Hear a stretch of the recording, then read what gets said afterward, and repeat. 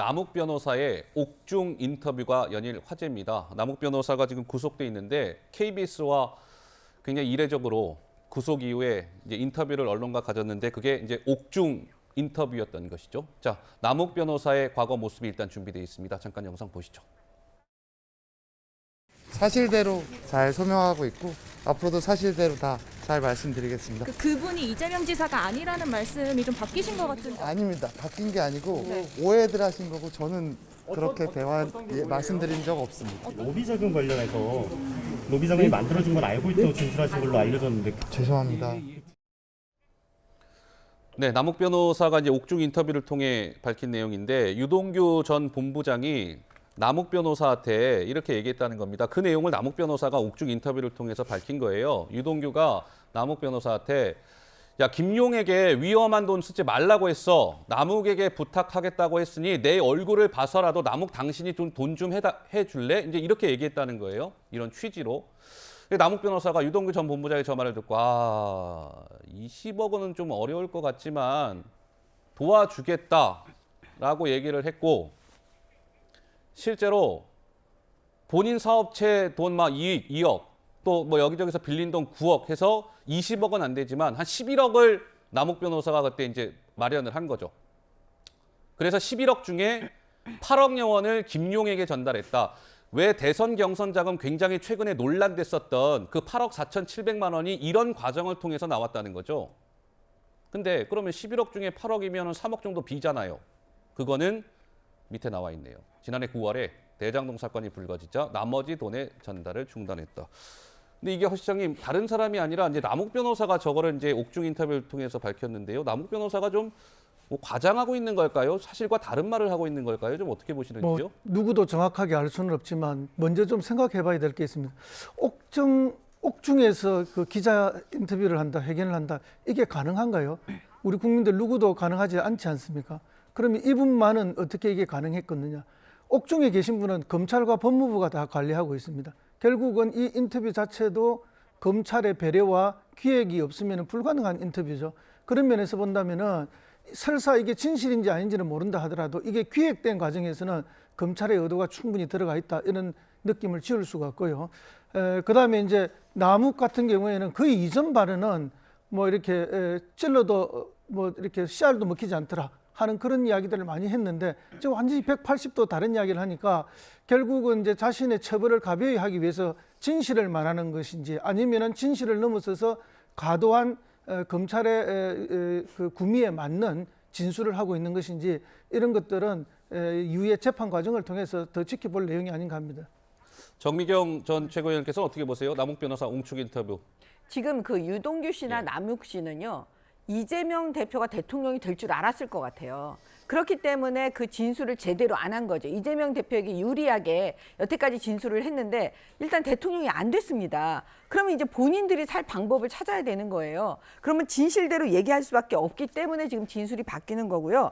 제가 봤을 때 뭐냐면 그 대장동 사업에는 김만배 씨가 주도적으로 했습니다. 네. 그러면 김만배 씨가 결국은 저수지라는 표현을 그 지금 나오고 있는데 정진상 실장 등이랑 얘기한 거 돈을 묶어놓은 겁니다. 사실 그걸 현금으로 그 확보한다는 게 너무 어려운 과정이니까요. 예. 근데 그 김용 씨나 유동규 씨가 사실 김만배에게 계속 돈을 달라고 했을 텐데 김만배가 돈을 안 주니까 결국은 유동규 씨가 그 남욱 변호사한테까지 손을 벌리는 겁니다. 돈 좀 달라고. 예. 왜냐하면 급했거든요. 경선 자금이 필요하니까. 그거 위험한 돈 아니야? 자기네끼리 그렇게 얘기했다는 거 아니에요? 그러니까 불법으로 경선 자금을 지금 쓰는 건 위험한 돈인데 그 돈을 이거 마련하면 되는 걸까? 이렇게 얘기를 했지만 결과적으로 남욱 입장에서 이재명 대표가 대통령이 될 거니까 아예 내가 그 정도 돈을 줘도 뭐 줄대는 거 그 정도 싸다 이렇게 생각을 했다는 거 아니겠어요? 예. 그래서 결과적으로는 이제 돈 20억은 다 아니지만 내가 모아 보겠다. 그래서 한 11억 원 정도를 지금 마련해 보겠다는 거였어요.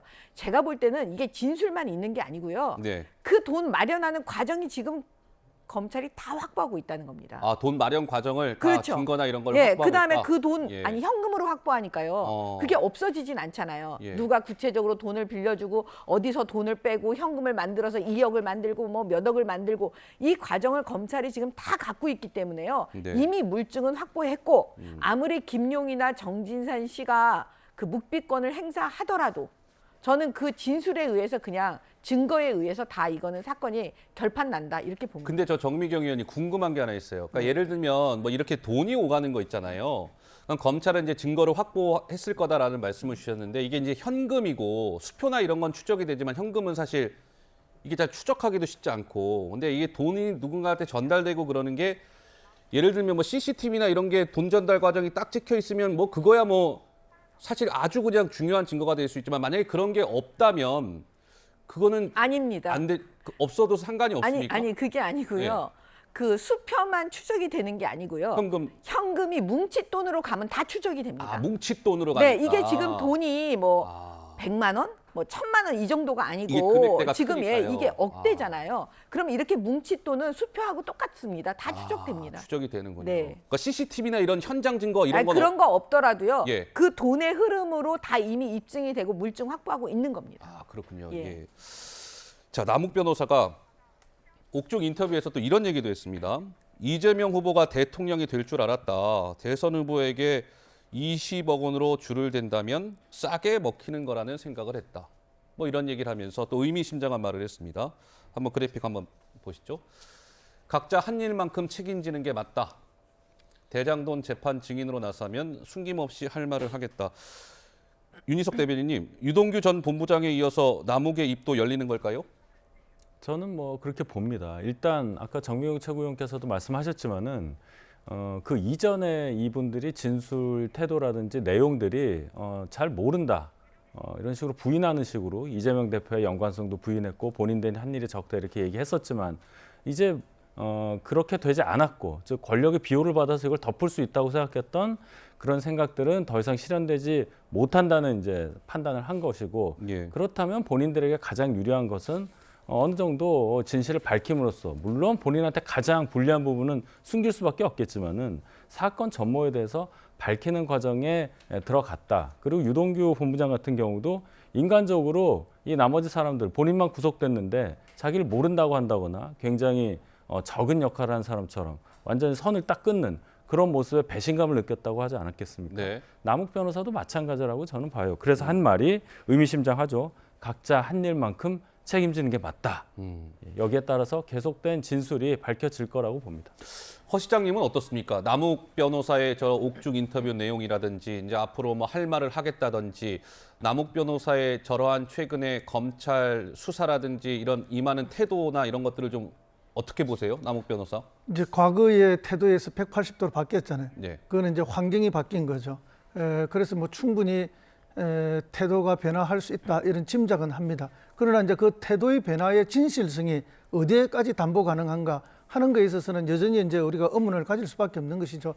예를 들면 아까 현금 뭉치 같은 경우에도 뭐 8억을 20억을 이야기했는데 11억을 준비했고 8억을 전달했고 나중에 알고 보니까 그것도 6억 7천이고 돈의 액수가 자꾸 바뀌지 않습니까? 네. 이런 것들을 볼 때 약간의 신빙성이 떨어지는 부분들은 조금씩 이렇게 노출이 되고 있는 것은 사실입니다.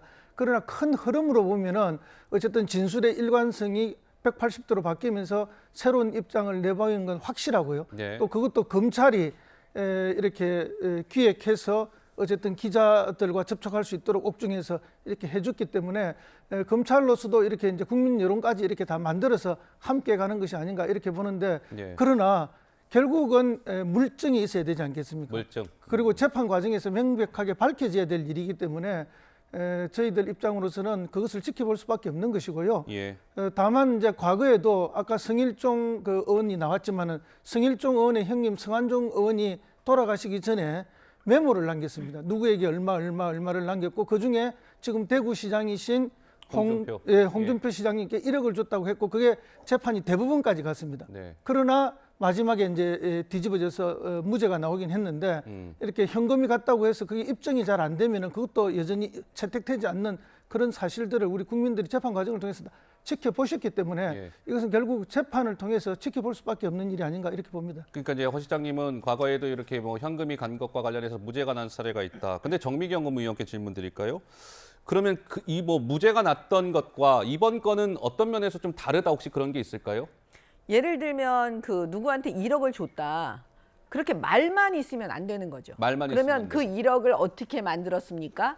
그러면 그 1억을 어떤 방식으로 전달했습니까? 이게 다 나오는데 지금 남욱 변호사는요 구체적으로 말을 해요. 자기 사업처에서 자기가 2억을 만들고 또 뭐 사채를 해가지고 빌린 돈 9억이고 막 이렇게 나오잖아요. 그러면 그 빌려준 사람들도 다 나올 거 아닙니까? 그리고 빌려준 사람이 돈을 어디서 현금으로 만들어 갖고 줬다는 그 돈의 흐름은 다 나오거든요. 그게 물증입니다. 물증이 다 있어요. 네. 예, 그렇기 때문에 이거는 그 기존의 그런 사건하고는 좀 다르고요. 예. 그다음에 돈의 흐름이 너무 커요.